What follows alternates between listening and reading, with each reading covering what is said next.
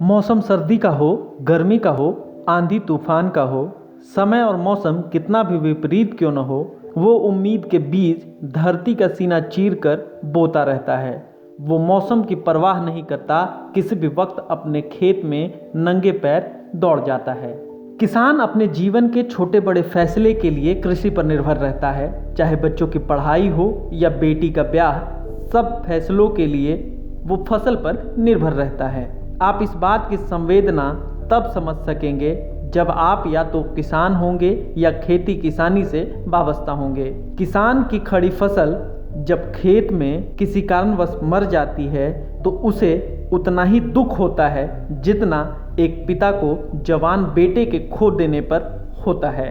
इस बार किसान दिल्ली के चौखट पर बैठकर सरकार को चुनौती दे रहा है, जैसे मानो वो कह रहा है कि वो फसल उगाना जानता है तो काटना भी जानता है।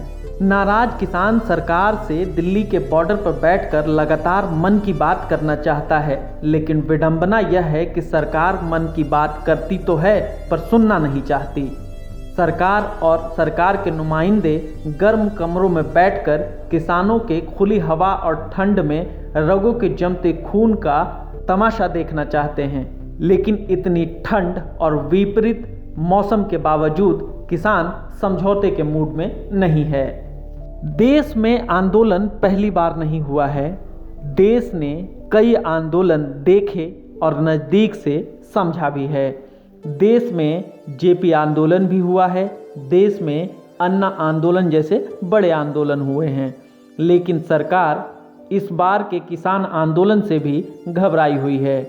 उसे लगता है कि इस चिंगारी की लपटों में अगर थोड़ी सी तब्दीली हुई तो उसकी लपटें सरकार के कुर्सी तक भी पहुंच सकती है।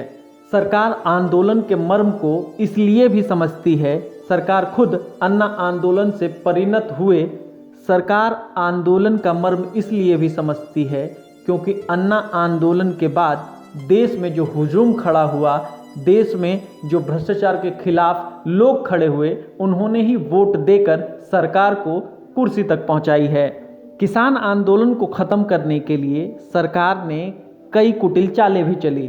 पहले इस आंदोलन को खालिस्तानी बताया, फिर पाकिस्तानी समर्थित बताया, फिर आतंकवाद व विदेशी फंडिंग के द्वारा चलाया जाना भी बताया, जिसमें बड़े मीडिया हाउसेज ने भी सरकार के इस सुर को और धार दे दी।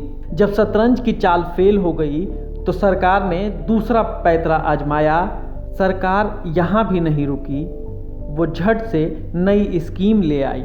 इस बार सरकार ने आंदोलन को सोशल मीडिया के माध्यम से रोकने का प्रयास किया और जहाँ तक हो सके रोकने के लिए सरकार ने दिल्ली के हर बॉर्डर पर जैमर लगवा दिए, जिससे कि आंदोलन की गूंज और आंदोलन की गति को कम किया जा सके। सरकार ने किसान के आंदोलन को कुंद करने के लिए यह भी कहा कि विपक्ष के द्वारा ये चलाया जाने वाला एक आंदोलन है, एक शिगुफा है। अखबारों में भी बड़ी बड़ी खबरें छपी। सरकार ने इस पूरे आंदोलन में एक शिगुफा यह भी चलाया कि सरकार को 21 किसान के संगठनों ने इस बिल के लिए, इन तीनों कानूनों के लिए समर्थन दिया है और धमकी दी है कि अगर ये कानून वापस हुआ तो वो किसान धरना करेंगे। अब समझ में नहीं आ रहा है कि धरने के पीछे हाथ किसका है, क्योंकि अब आरोपों की लिस्ट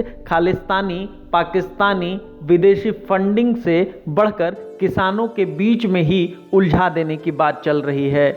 जहां एक तरफ विपक्ष पर इस आंदोलन का आरोप लगाया जा रहा है, वहीं दूसरी तरफ धरना दे रहे किसानों का कहना है कि सरकार हमें बदनाम करने की कोशिश कर रही है और हम हर हाल में इन तीनों कानूनों को रद्द करवाकर ही घर वापस जाएंगे। उससे पहले हम पीछे नहीं हटेंगे।